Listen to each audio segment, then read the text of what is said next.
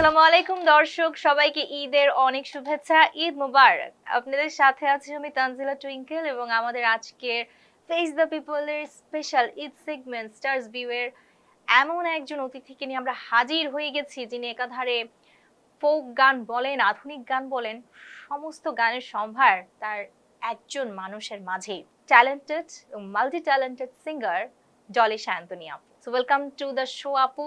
কেমন আছেন? এবং প্রথমেই জানতে চাই, এই ঈদে আপনার নতুন গান রিলিজ হচ্ছে। এবার ঈদে যে গানটি আসছে, এই গানটি যেসব ভাই বোনেরা দেশের বাইরে থাকেন, প্রবাসে থাকেন, দেশকে মিস করেন, ফ্যামিলিকে মিস করেন, সারাদিন কাজ করার পরে রাতে যখন তারা অবসর থাকেন, তখন মিস করেন যে একটা ফোন, ফ্যামিলি থেকে একটা ফোন, দিন শেষে ফ্যামিলির সাথে কথা বলা, এই যে ফ্যামিলিকে মিস করা, জাস্ট এইগুলো নিয়েই এবারের গান আমার ইউটিউব চ্যানেলে আসবে। আর এই গানটি করেছেন আমার খুবই পছন্দের ছোট ভাই রোহান রাজ। অসম্ভব ভালো লিখেন, সুর করেন, মিউজিক ও নিজেই করেছেন। আর সব থেকে বড় কথা, উনি রোহান অনেক সুন্দর গান করে। রোহান রাজেরই করা এই গানটি। তো এবার আসি আপু, গানের কথা তো শুনে ফেললাম, এবার একটু জানতে চাই, আপনি দীর্ঘ অনেক বছর বাংলাদেশ ছেড়ে আসলে কানাডাতে আছেন। আপনি এখন কানাডাতে আছেন এবং একজন শিল্পী হিসেবে প্রবাসের জীবনটা কেমন যাচ্ছে বা কেমন কাটছে, আপনি ঈদগুলো বা প্রতি মুহূর্তগুলো আমাদের সাথে শেয়ার করবেন। হ্যাঁ, আমি এখন কানাডাতে আছি। প্রবাস জীবন আমার তো ভালো যাচ্ছে, আলহামদুলিল্লাহ। আমার ভীষণ ভালো লাগে। তবে এখানে বেশ কিছু বাঙালিদের সাথে তো উম যাওয়া আসা হয় আমার। তো উঠা বসা হয়, কথা বলা হয়। তাদের কাছ থেকে যখন শুনি তারা দেশকে খুব মিস করে, তাদের কষ্টের কথাগুলো বলে যে আ মানে ফ্যামিলি মিস করে, তখন খারাপ লাগে। তো এবার এই প্রসঙ্গে আরেকটু জানতে চাই, পরিবার ও দেশের মানুষকে আসলে ঠিক কতটা মিস করেন আপনি? মানে ভক্তরা জানতে চায়, কবে নাগাদ আপনি আবারও বাংলাদেশে আসছেন কিংবা বাংলাদেশে আসার পরিকল্পনা আছে কিনা? মানে প্ল্যানিংটা কি আমরা একটু জানতে চাই। আ হ্যাঁ, পরিবারকে খুবই মিস করি, খুবই মিস করি। উম দেশকে মিস করি না। এর আগেও আমি বলেছি। দেশকে মিস করি না। এখানে আলহামদুলিল্লাহ খুব ভালো আছি।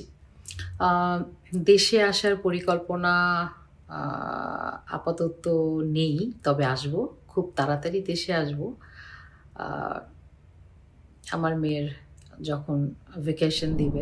এবার আপু একটু জানতে চাই, আপনার গানের জগতে আসার যে জার্নিটা সেটা সম্পর্কে আমাদেরকে জানাবেন। আপনি ঠিক কত বছর বয়স থেকে গান শুরু করলেন কিংবা আপনার এই গানের এই পথ চলাটা আসলে কিভাবে শুরু হয়েছিল? আমি যখন ক্লাস 9 এ পড়ি, তখন আমার ১ম ক্যাসেটটি বের হয়, 'হে যুবক' ক্যাসেটটি। আর এই হে যুবক ক্যাসেটটির পুরো গানগুলোই ছিল শ্রদ্ধেয় মিল্টন খন্দকারের লিখা, সুর করা। আর কম্পোজিশন করেছিলেন বদরুল আলম বকুল ভাই। আমার ভাই গান করতেন, বাদশা বুলবুল। তো বুলবুল ভাইয়ের গানে আমি যখন হারমোনাইজ করতে যাই, মিল্টন ভাইয়েরই করা ছিল বুলবুল ভাইয়ের ক্যাসেটটি রেকর্ডিংয়ে। আমি যখন যাই, তখন হারমোনাইজ যখন করি, তখন মিল্টন ভাই বলল বুলবুল ভাইকে যে, "বুলবুল, ডলিকে দিয়ে গান করালে কেমন হয়?" তখন আমার ভাই বলল যে, "ঠিক আছে, আপনি যদি করাতে চান করেন।" তো এইভাবেই আরকি মানে প্রফেশনালি আসা, মানে প্রফেশন যদি বলেন, তাহলে ওই ১ম ক্যাসেট দিয়ে আমার আসা। এছাড়া তো আমি ছোটবেলা থেকেই গান করতাম। আমার মা গান করতেন। তো আমরা ছোটবেলা থেকেই গান করতাম। তো গানটা আমাদের ভিতরেই ছিল। এই আরকি। একটা প্রশ্ন না করলেই না।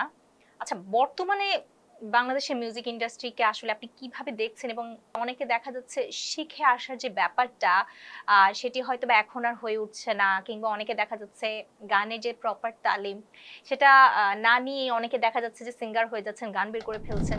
এই গানগুলো বেশিদিন আ থাকছে না। আমি যেটা বলব, আমার যেমন শুধু আমার বলে না, আমার সিনিয়র যারা ছিলেন, বেবি আপা বলেন, তারপরে ক্যাসেটে যেমন এ আমরা যারা ছিলাম, বেবি আপা আমার সিনিয়র ছিল। বেবি আপার গান এখনো পর্যন্ত মানুষ কিন্তু শোনেন। তারপরে সামিনা আপার গান। হুম। তো এখনো পর্যন্ত আমাকে মানুষ কিন্তু হে যুবক ক্যাসেট দিয়ে চিনে, কালিয়া ক্যাসেট দিয়ে চিনে। অসংখ্য গান আমার আছে, দরদি, অনেক অ্যালবাম, ক্যাসেট আমার আছে। তো আগের গানগুলো হতো কি যে আমরা সম্মিলিতভাবে সবাই কাজ করতাম, যে যিনি গান করেন, যিনি গান লিখেন, যিনি সুর করেন, সবাই আমরা সন্ধ্যার পর একসাথে বসতাম। আর একটা ক্যাসেটের কাজ আমরা ৮-৯ মাস আগে থেকে শুরু করতাম। আর এখন তো ওভার দ্য ফোনই সব কিছু হয়ে যায়। এবার আপু আরেকটি বিষয় জানতে চাই, আপনার তো কোটি কোটি ভক্তের মন আসলে আপনি জয় করে ফেলেছেন আপনার জাদুকরি কণ্ঠ দিয়ে। তো এই মুহূর্তে আপনার সেই শুভাকাঙ্ক্ষীদেরকে আপনি যদি কোনো মেসেজ দিতে চান, সেক্ষেত্রে সেই মেসেজটুকু কি হবে? দর্শকদের উদ্দেশ্যে এটাই বলবো যে আমার গান যারা ভালোবাসেন, আমার ভক্ত যারা, আমার গানের ভক্ত যারা, তারা আমার ইউটিউব চ্যানেলে অবশ্যই যাবেন, আমার গানগুলো শুনবেন এবং কেমন লাগলো আমাকে জানাবেন। আর ভবিষ্যতে আপনাদের ভালো লাগাটাকে আমি মাথায় রেখে আমি যেন নতুন গান আপনাদেরকে উপহার দিতে পারি। সবাই ভালো থাকবেন। সবাইকে ঈদের শুভেচ্ছা। ঈদ মোবারক। এবার আমরা অনুষ্ঠানের একেবারে শেষ পর্যায়ে চলে এসেছি আপু। না বলা কথাগুলো হয়তো বা আজ আমরা আমাদের এই স্টারস ভিউজ এর মধ্য দিয়ে জানতে পারলাম।